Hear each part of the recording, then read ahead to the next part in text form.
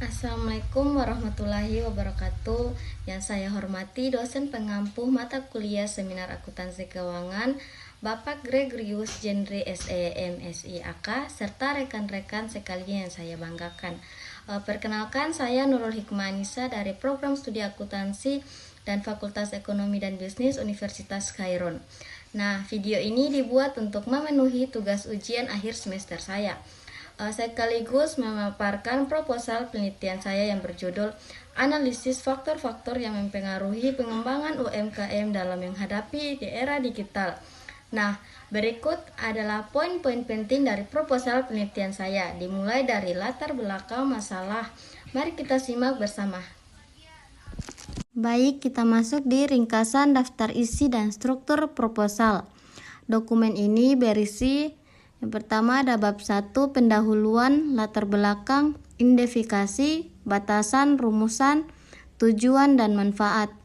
Bab 2, kajian, teori, dan tinjauan pustaka TAM, RBT, literatur terkait kerangka pemikiran hipotesis. Bab 3 ada metodologi, jenis populasi atau sampel, variabel, teknik pengumpulan. Diakhiri daftar pustaka, proposal memfokuskan UMKM terdaftar di Dinas Koperasi dan UKM Kota Ternate pada periode 2025 sampai 2026. Tujuan untuk menguji pengaruh literasi digital adopsi e-commerce SAK MKM dan mediasi literasi keuangan terhadap kinerja UMKM. Kita masuk ke metode. Metode kuantitatif SEMPLS, data primer lewat kuesioner target 200 responden. Kita masuk ke latar belakang masalah.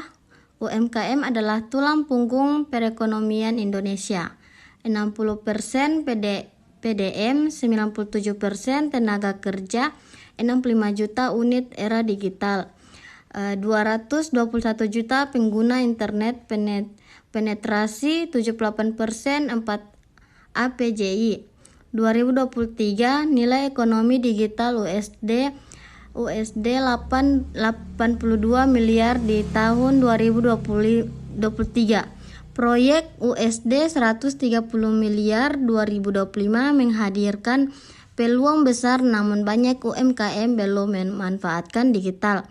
Target 30 juta UMKM digital tahun 2024 belum tercapai per akhir 2023. Baru 12,5 juta UMKM aktif. Hambatan bersifat multidimensional, literasi digital rendah, literasi keuangan terbatas, implementasi SAK MKM minim, dan kurangnya kepercayaan pada digital. Lanjut ke tinjauan literasi inti. Emprimis menunjukkan literasi digital, adopsi e-komersi, literasi keuangan, dan implementasi SAK MKM berpengaruh kuat terhadap kinerja UMKM. Contoh studi Rivanda et al. 2025, 4 pelatih literasi digital meningkatkan kapabilitas hingga 75% Maya dan Tommy. 2025 4 marketplace pembayaran digital. Promosi menjelaskan 64,3% variasi pertumbuhan penjual. Welly et al. 2025 4 SAK EMKM digitalisasi R2 sama dengan 78,2%, namun belum ada studi terintegrasi keempat variabel ini untuk konteks Indonesia Timur. TAM atau Perceived Influence dan EAC of USI mempengaruhi adopsi teknologi relevansi untuk e-commerce UMKM. Di sini ada RBT, kapabilitas unit literasi digital atau keuangan SAK MKM sebagai sumber keunggulan kompetitif. Lanjut, identifikasi masalah dan batasan penelitian. Permasalahan utama di sini ada rendahnya adopsi digital UMKM, kurang lebih 12,5 juta aktif dari 65 juta. Literasi digital dan keuangan rendah, adopsi e-commerce belum merata, implementasi SAK EMKE terbatas dan kurangnya penelitian terintegrasi di Ternate. Batasan variabel independensi X1 sama dengan literasi digital, X2 sama dengan adopsi e-commerce, X3 sama dengan implementasi SHK EMKM, M sama dengan literasi keuangan, Y sama dengan kinerja UMKM, omset, profitabilitas, efisiensi, objek UMKM terdaftar atau Dinas Koperasi Kota Ternate periode pengumpulan data 2025 sampai 2026. Kita masuk ke rumusan masalah dan tujuan penelitian. Yang pertama ada, apakah literasi digital berpengaruh positif signifikan terhadap kinerja UMKM di Kota Ternate? Nah, kedua, apakah adopsi e-commerce berpengaruh positif signifikan terhadap kinerja UMKM? Ketiga, apakah implementasi SHK EMKM berpengaruh positif signifikan terhadap kinerja UMKM? 4.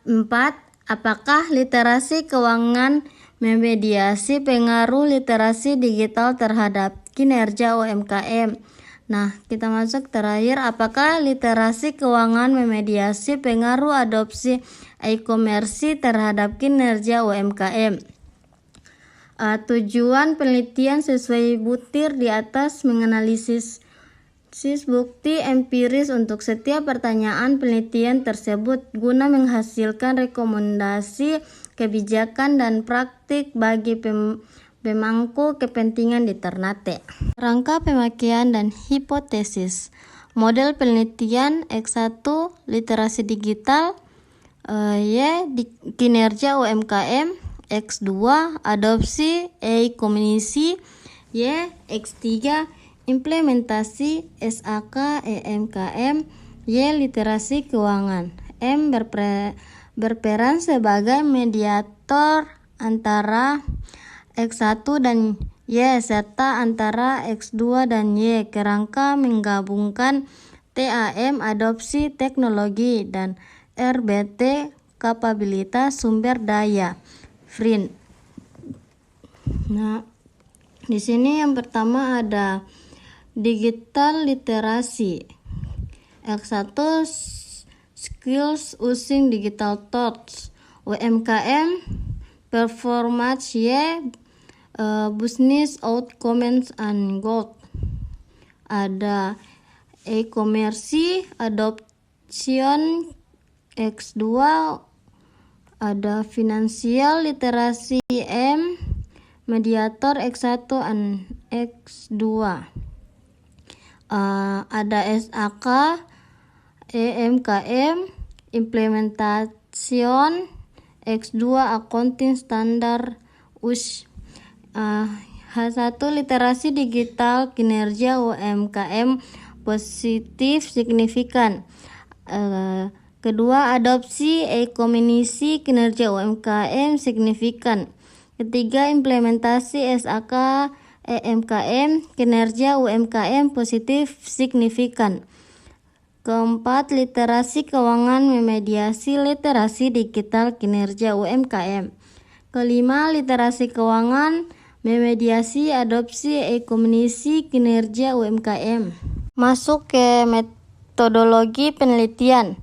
Desain kuantitatif, asosiatif, kausal, metode analisis, SEM, PLS, Smart PLS 4.0 untuk menguji efek langsung dan mediasi sampel purposivi sampling pada UMKM terdaftar di Dinas Koperasi Kota Ternate.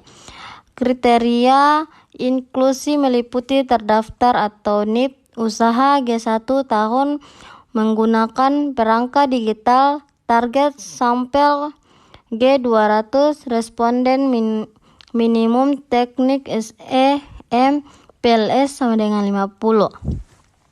Nah, yang pertama ada pengumpulan data, kuesioner, Likert 5 poin, tatap muka plus daring, pilot test sama dengan 30. Kedua, analisis uji validasi dan reliabilitas CFA CRG 0070 GO 70, kemudian SEM PLS untuk ujian hipotesis dan mediasi. Ketiga, waktu estimasi 5 bulan persiapan pengumpulan analisis penulisan. Lanjut ke variabel indikator manfaat penelitian. Variabel X1 literasi digital indikator LIT-DIK 13 LIT-GIT 6 kali 2 adopsi e-komersi ECI 3 C6 kali 3 implementasi SAK EMKM SAK EMKM 13 EAK EMKM 6. Literasi keuangan LIT-QUE 13 LIT-QUE 6. Y kinerja UMKM kinerja 13 kinerja 6. Manfaat akademis pengujian TAM dan RBT. Kontribusi literatur regional metodologis SEMPLS.